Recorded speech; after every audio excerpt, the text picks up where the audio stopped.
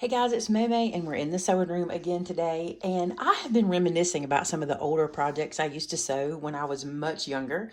If you don't know, when I was 19, I worked at a fabric store called Peace Goods in Montgomery, Alabama, and I loved it. And one of the things we could do was we could pick out patterns or projects, get the materials, go home and make them, and bring them back and make them be store demos or what have you, or store displays.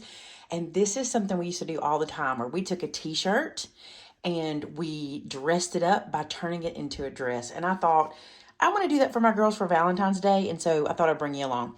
I found this little shirt at Walmart. It's so cute. They were super inexpensive, and I got them both matching shirts. And then I got to show you this. So I had this fabric in my stash, and it is literally perfect for this little shirt. Now, I know not everybody likes mixing patterns and things, but I'm a big pattern mixer, so you're going to see that a lot here. So we're going to do a little skirt that looks like this and also has a trim of these little polka dots, because what's more Minnie Mouse than these polka dots, right? So let me kind of run you through what you want to do. The first thing you need to do is you need to know the height of your child. Now, if you don't know the height of your child, there are standard measurements, okay? So you can just Google the standard measurement, standard height for the age of your child, and you can get pretty close. Now, I did that for my oldest granddaughters, and it was about 2 inches off. So it's best if you can get the measurements, all right? The next thing I want to do is I want to create the skirt for the bottom. Once I know how long I need to add to the shirt, okay, I want to create the skirt for the bottom. So for this t-shirt, what I'm going to do is I'm going to measure the width at the bottom, and I get 14 inches, okay? I happen to know for gathering, I like to do at least twice so I can get a good ruffle. So I know I need at least 14 inches, right? But you can see here I've added an inch. I've made it 15 inches because I want some seam allowance. Now I doubled that, remember, because we're going to double it to gather it. Does that make sense? I need whatever I've got here for my width plus my seam allowance, I want to double, okay? So that is 15 inches twice is 30. Now I did that once for the front, and I did it once for the back. Now yours are going to be different. You're not going to be making the same size I am. So you have to measure your width, add your seam allowance, and then double it so we can gather it. Now the cool thing is, for the strip that I'm doing at the bottom, I'm not going to be gathering this strip, so I just need the same width as my little skirt panels. Here's something I'm doing different, and you may not love this, and I get it if you don't. I don't like to hem these tiny little dresses. I do have a serger, but I also don't like to thread my serger. So here's the deal. I'm going to do something different on this one. I'm going to use, I don't know if it's called French seaming. I don't know. I'm going to hide the seam, and I'll show you how I'm going to do it. But one way I'm going to get around having to hem this is I really don't want a 4-inch strip at the bottom of my skirt. I just really want, I think this is about 2 inches. I really just want about this much at the bottom. So rather than turning this up one little time and hemming it, I'm going to create a wider hem at the bottom, basically, by just folding this in half and using this. Now, it does something. I've already made Addie's. It does a couple things. It adds a little bit of weight, which is good because this fabric is light, and if you don't have some weight on it, the little skirt just kind of pokes out of the t-shirt, kind of funny. And secondly, it finishes off the bottom beautifully, and it gives it some life, some body around the bottom. So I'm going to start with this, and let me show you what I'm going to do first. With this little fabric, to make that wide hem at the bottom, I'm going to iron it in half. And I'm basically going to treat it like one fabric, even though I'm going to have right sides on both sides. I'm just going to treat it like a strip of fabric, okay? So I'm just going to run down, and I'm going to iron it in half, and I'm going to do that for both pieces. While I'm ironing, I'm going to tell you, this is, I don't know if this is the traditional way to do this. This is how I did this when I was 19 years old. There's probably a lot of better ways to do things nowadays, but I just thought if I'm going to make it, I'll bring y'all along and let you see. And if you've seen some better tips or tricks for making these little t-shirt dresses, go with it. I'm just doing what I know. Another thing I'll say to you is this. If you have a serger and you don't mind using your serger, this is the perfect project for that. The serger makes this so much easier than what I'm going to be doing today, but I just literally don't want to have to thread my serger, and I just wanted to be in the sewing room, so that's what we're going to do. I want this to have the look of a faux hem, so I'm going to go right down here, and I'm going to stitch about 1/4 inch up on the folded edge. 2 reasons. One, on the dress, I don't want my daughter-in-law to have to iron this constantly. And if I don't do this, this is going to kind of bubble when she washes and dries it. But if I put this little stitch, it'll be like a stay stitch and hold it down. And it'll also look like I actually hemmed the dress like I was supposed to. Because I'm really just not wanting to hem all that fabric, which is probably not a big deal. But for me, it's just something I don't want to do.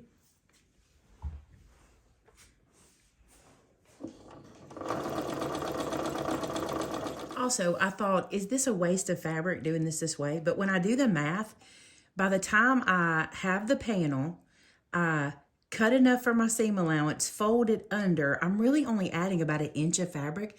So it's really not, it really doesn't even take up a whole lot of fabric, you know? All right, so let me do both of these strips with that same 1/4 inch hem, faux hem. Now, the cool thing about this is there's really no right or wrong side. Okay, the way I've got this going, both sides are good. But I want to do that hidden hem or that hidden seam, remember, because I have a serger, but we're going to say I don't. So for those of you who don't, okay? So what I need to do is I need to first sew this to the wrong side of this fabric. Let me show you why, okay? We're used to doing right sides together because the seam hides behind that. You know what I'm talking about? But this time we're going to do wrong sides together. So I've got the right side of my fabric facing out, okay? And what would be the wrong side of my fabric facing in, and the right side is facing up. Now you'll see why. There's a name for this. I don't know what it is. I want to say it's a French seam. I could be wrong. I do not remember exactly. And I'm going to do a 1/4 inch stitch. Now you could do 1/8 inch because I'm going to trim this down, but I'm not good with 1/8 inch on my sewing machine. So I'm going to do a 1/4 and then trim the seam out.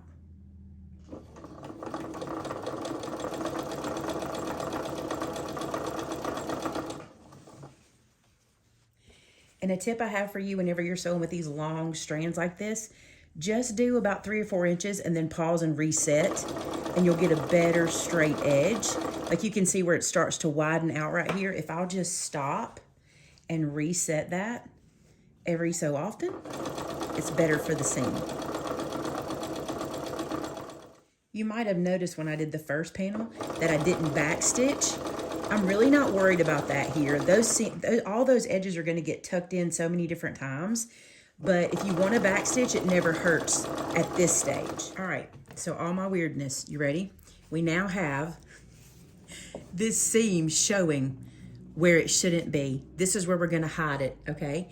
The first thing I want to do is I want to go cut this seam allowance away to 1/8 inch. Let me show you what I like to do.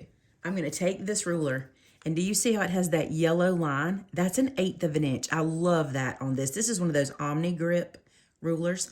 I will lay that yellow line, that wide yellow line, at my seam, and I will cut on the other side, and it'll leave me 1/8 inch piece. So I'm going to do that for both of these pieces as well. Now you can see how tight I got that seam allowance there on the edge. Something else I'm going to do right here is cut away a little angle, because when I turn this in, I might even do a little more than that. When I turn this around, it's going to get a little thicker, and I'm going to do that on each end. So there'll be 4 of these places that we're going to cut a little more of that bulk out. This will make more sense when we start putting everything together. Now what I want to do is I want to work this seam out to the edge. You see that? And I want to get that as tight as I can right to where our seam line is inside of there. And then I'm going to stitch this down, and that raw seam will hide inside of there. Now, before I do that, I want to take this to the ironing board, and I'm going to iron this so that I'm getting all of that seam to the edge. And what I mean by that is I don't want to do this where I have it like this, where I have like bulk in there. I want to get it all out of there. I want to get in there and pull, even if I have to kind of wiggle, I want to know that's the edge of the seam right there. So you know how when you're quilting and you kind of iron to the dark side? I'm kind of doing that, but it doesn't matter which side you're ironing to. I just want that seam to stand up to one side, okay? So I'm going to turn this over, and you can see how flat that's laying. That seam is stood up. Now what I want to do is take this back,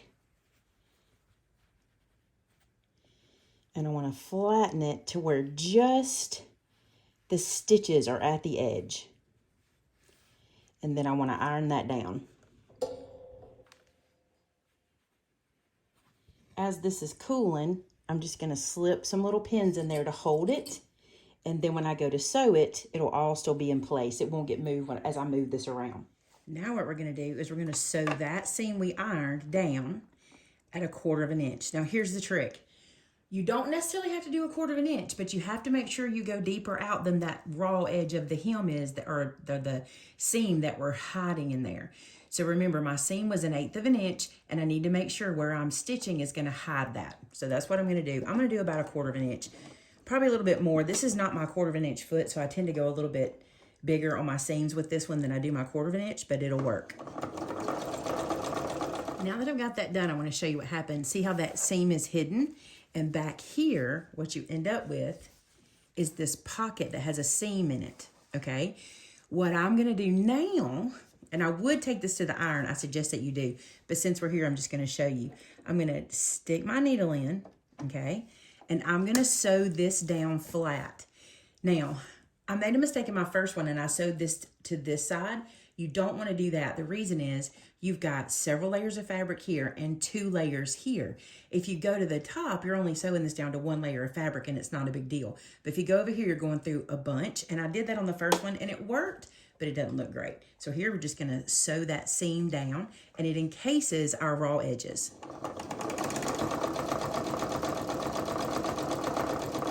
So now my seam is hidden and that looks really cute. I like how that looks. And you can see there won't be any kind of fabric flying around anywhere. Okay, now I'm gonna do the same thing on the ends. I have plenty of fabric. I gave myself plenty of seam allowance.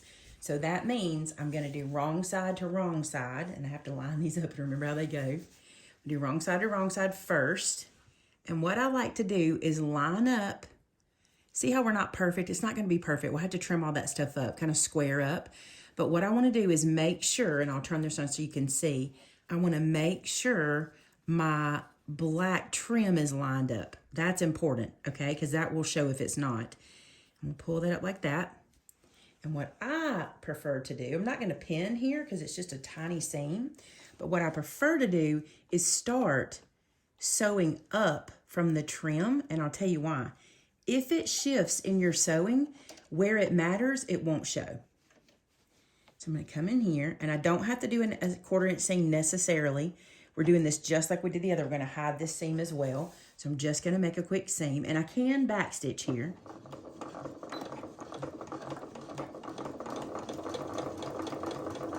I'm going to go ahead and do the other end. Because it's a tube, we can turn it inside out, no problem. So line up that edge at the bottom and start sewing it first. And I'm just going to use my scissors here. It's such a small spot. And I'm just going to trim this super close. Especially where all these seams are. I want to get in there and get that out of there. Now we're going to open this up. We're going to turn it around. We're going to take it to the iron and get that out just like we did the other seam. And then stitch down right there to hide our seam. So it looks like this on this side and like this on this side. So nice and clean.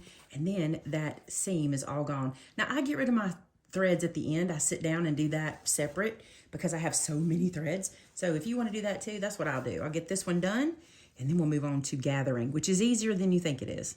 Okay, it's time to gather. But do you see how I'm not lined up here at the top? In my work, I've lost my squareness. I'm going to go square this up before I gather. So I have about 6 or 8 inches of thread pulled out there, and I'm going to place this in. Now, you're thinking, what about those bulky seams? I'm not going to sew over these seams. I'm going to put my needle in right past that seam, and I'm just going to let that sit for a second while we talk, okay? Today I watched Made Every Day or Make Every Day on YouTube. Her channel is really good, and she showed gathering with 3 rows of gathering stitches, and I thought, wow, that may be too much. But honestly, I did that on Addie's and it was beautiful. The 3 rows of what I'm fixing to show you. I'm gonna do 2 rows here on Emmy's because it's so small. I don't have as much room here for the 3 rows, but you do it the same way, okay? So I'm gonna go over here to my stitch length and I'm gonna take it as high as it'll go, and it's 5 on my machine, okay? So that means every stitch that goes in is gonna be as long as I can get it on my machine, all right? We've got those tails hanging out from the thread, so we're going to use those to our advantage. And we're going to do what's called a basting stitch all the way around this little strip. I'm going to do about 1/4 inch for the top. I'm just using this little mark on my foot to follow. So just pick a spot to follow all the way around.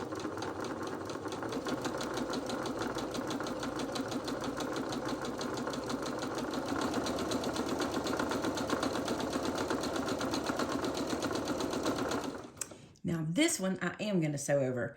I have to, and it's fine. It works into the gather just fine. So the other one I'm not, but this one I am. And I'm going to stop just when I get back to that seam. I'm going to lift my presser foot and my needle, and I'm going to pull out another about 6 to 8 inches of thread and cut that off. Now, when I was younger, I would gather with just this stitch. Do you see how long those stitches are? When I was younger, I would just do this, or like, when I first started sewing. Then I discovered if I start gathering and I break that thread, I got to start all over. So now I do 2 rows. This second row just needs to run really close to that first one, but it cannot overlap it. If it overlaps it, it locks that stitch in, and that's not what we're going for. So I'm going to run a second row right beside it. I got to get my little tube untangled. Run a second row right beside it, and then we'll start gathering. Coming right back to my seam. Not going to go over it. I'm going to lift my presser foot, lift my needle, pull out some string. Now, the reason you want to pull it on both ends is because you are probably going to be gathering from both ends. Now, I'm just going to tell you, if you have enough to do a third stitch here, it's so beautiful. So if you can do that, I really don't have the room for it. I mean, I could do it because all I'd have to do is like pull if it shows, I could just pull the stitch out, but I'm just going to try doing this with 2. So now you have all these strings down here, okay? And what I want to do is I want to isolate the 2 top threads on the right-hand side of my seam. I'm going to leave those alone for now, okay? My bobbin threads are still in the back. I don't care about those. I just want these 2 top threads, okay? I'm going to hold those in my hand, and I'm going to start gathering. See how that does? It'll just run right along those 2 threads. Do not force it. It will go. Just be gentle. And let me show you a trick. So you push it from here, right? And you see how it gathers here? Instead of just keep pulling, come down here to the end and work it out. Work it out and work your way back to your seam. Move your hand up. You don't want to be out there on the end of that thread. That'll make it put more pressure on it. So I'm going to take all this away and then make more.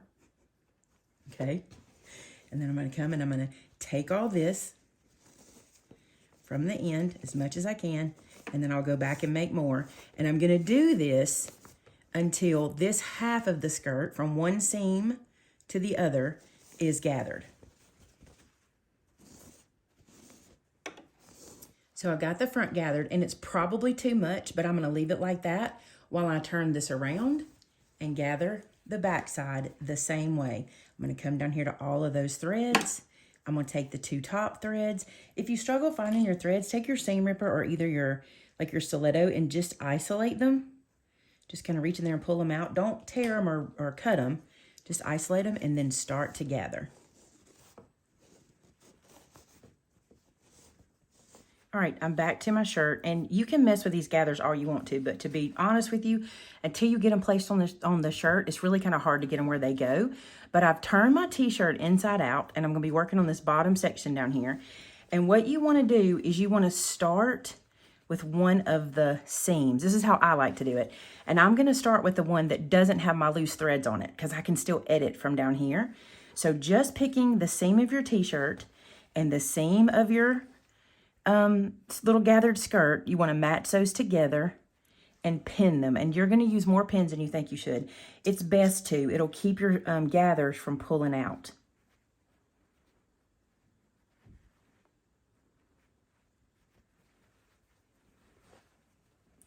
And I'm just going to kind of place this as I go. I know I will have to come back and edit. That's not a big deal. I just want to get everything kind of started, and I can come back and move my gathers. This is the longest part of the process. Even doing all those hidden seams, this is what takes the longest. But once you have it on here, it is so cute and it's so easy. Once you get it in place, stitching it down is nothing. All right, really quick, I'm going to come back here. I'm going to go ahead and pin this seam together because I need to ease this in, okay? So I want to make sure that I have a stopping point. I'm just going to pin this one down here, like so. And then I'm going to play with this to get it where I need it.